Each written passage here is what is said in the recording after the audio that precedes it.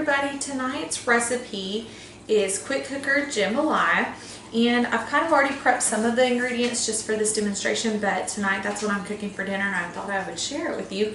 If you see me checking down, it's because I'm looking at the recipe on my phone, but I hope you guys enjoy. So the first thing we're going to do is we're going to use our quick slice to do our sausage links. Might help if I get them. So when you use this, you're just going to kind of go in a rocking motion all the way through. But this recipe calls for pre-cooked sausage links, so I just picked some Johnsonville brats up. As you can see, it's making nice little round bite-sized pieces. The other thing that you do is you're going to, oh, that's so easy, is you're going to want to dice your chicken. And I am going to go ahead and get this quick cooker heating up. We're going to use 1 tablespoon of canola oil. And to cook our meat, we're going to set it to sear. So sear and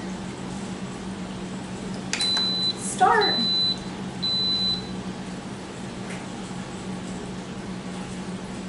Okay, so that's going to heat up for about 3 or 4 minutes. So I'm going to go ahead and keep working on this sausage here.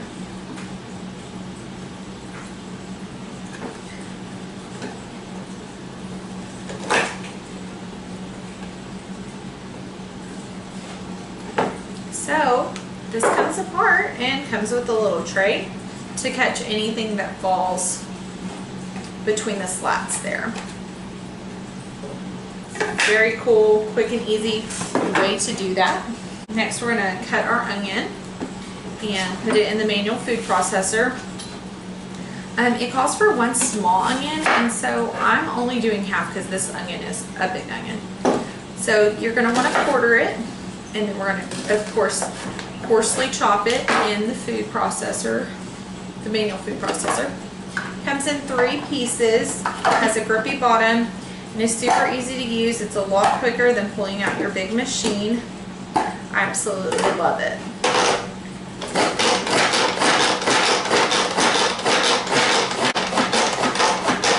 So I know it says coarsely, but I like mine finely. I don't like to taste my vegetables. So, got that done. I'm going to add that to my bowl here. I have the classic batter bowl.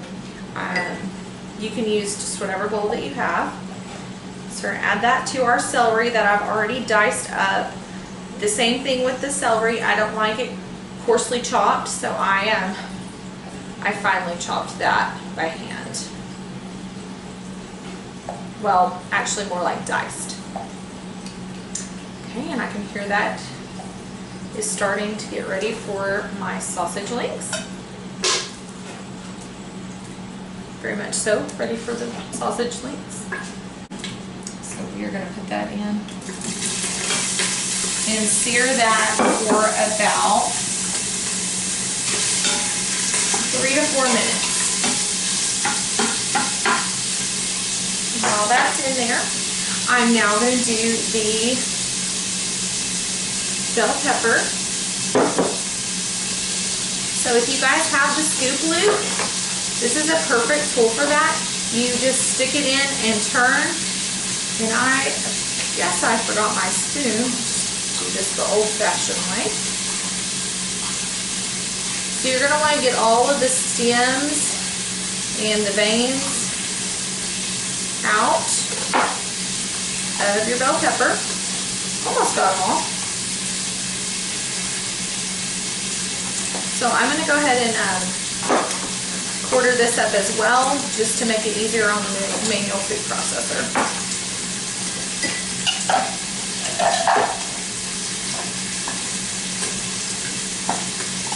That smells so good.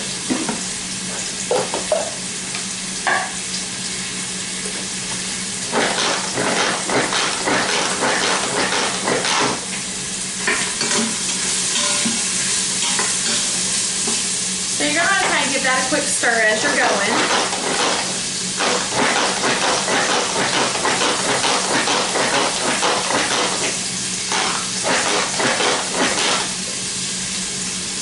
Okay, so sometimes just check, make sure you've got all of the pieces getting down there by the blades. Okay, and you want to be careful, you don't want to get this too watery. Into the bowl. So a lot of the way you do your vegetables is totally a preference kind of thing. I am a finely chopped vegetable kind of person. Okay, so get all that in there. Now it's calling for our 3 cloves of garlic that I've already minced here.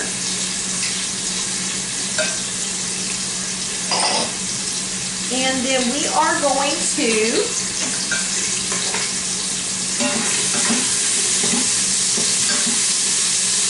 about another minute on that. We're going to go ahead and season our vegetables. So it calls for a tablespoon of Cajun seasoning. Again, totally preference. I'm using Tony's for it because that's the Cajun seasoning I like. But you're welcome to use whatever kind you're up for.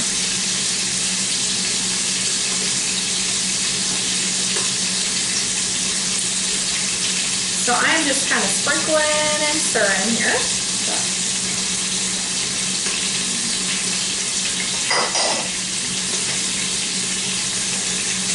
Oh, it smells so good in here. It's making me really hungry. Okay, so now that I've got that all done, it's time to go ahead and take out our sausage. So they're lightly brown. And yep, they are definitely lightly brown. Toss these out or this burns. That's what it smells like.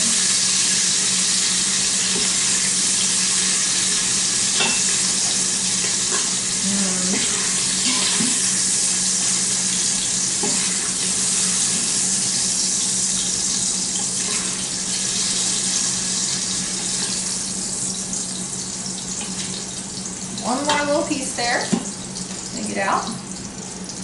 Okay, there is our sausage. You have to take it out because now we are going to be doing the vegetables. So we're going to add them and we are going to cook them for 3 or 4 minutes on the sear setting as well. All right.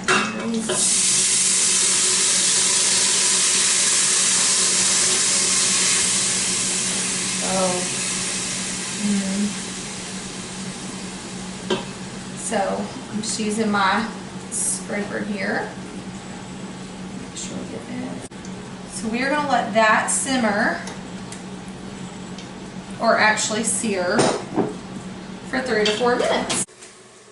Okay, that is smelling delicious. We're going to press cancel. And then we are going to add all of our remaining ingredients except for parsley. So we've got our sausage that we cooked earlier. Add that in. We've got 2 pounds of boneless, skinless chicken breast that I quartered into bite-sized pieces. Give that a little stir as I go. Oh, that all smells so good. We have a can of fire roasted tomatoes. So I'm just gonna get these chopped up a little bit more just because I don't like really chunky tomatoes. Totally a matter of preference.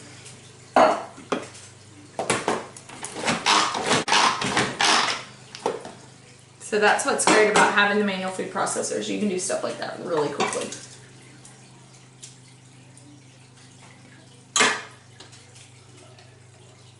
Okay. Chicken broth, 2 cups. And then we are going to do a 1.5 cups of white long-grained rice.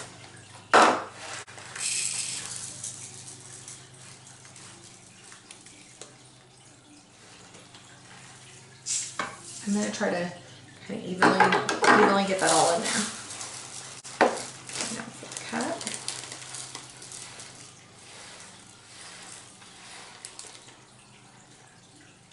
Okay.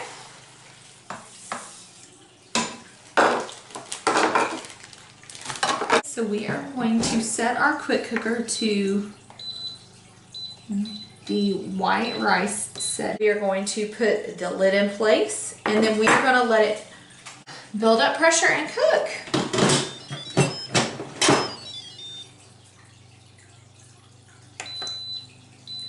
Simple as that. This is Pampered Chef's quick cooker. It's our pressure cooker. It is amazing. It is so user-friendly and easy to do. It's got several safety features. It's got handles that you can carry from the bottom here instead of a handle on top. It's got all of the settings you see here. You can adjust the pressure and the time as you go depending on what you're cooking. It comes with a pressure release button that is right here on the top, away from where the steam actually comes out.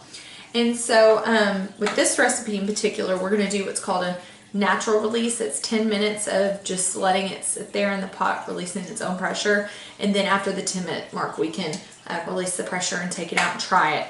As you can see, it's working on building up the pressure, and once it does, it'll start a timer countdown. So I'm going to clean up while this is going, and then I will come back and we will see how it tastes. Okay, so our pressure cooker has come to pressure. As you can see, there is no longer a spinning circle. We've got the number 4 here, so in 4 minutes we will have a done pot of jambalaya, but we'll have to wait for the natural pressure release. So I'll see you guys in just a little bit. Okay, so as you guys can see, we've passed that 10-minute mark for the pressure release, and so anytime you do rice, usually is when you're going to use that, but now we can manually release our pressure. So we're just going to let that go for a few minutes, hopefully not long.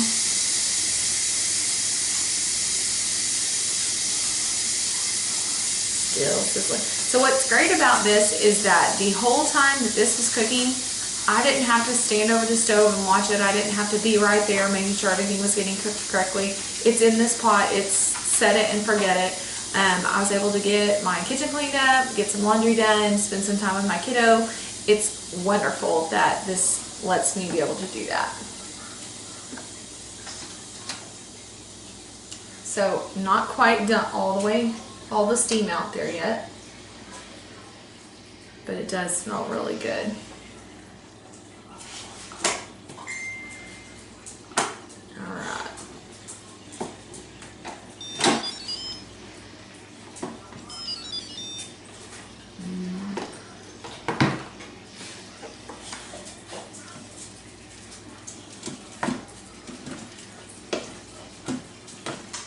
Quick stir and get everything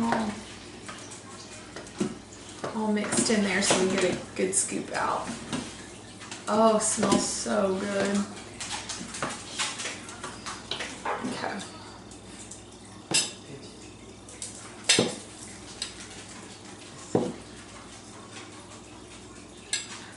Alrighty.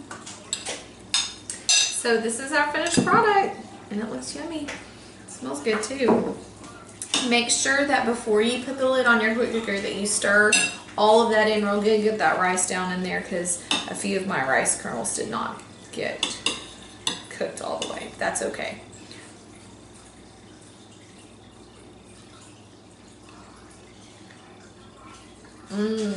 Delicious. Let's see what the sausage is like.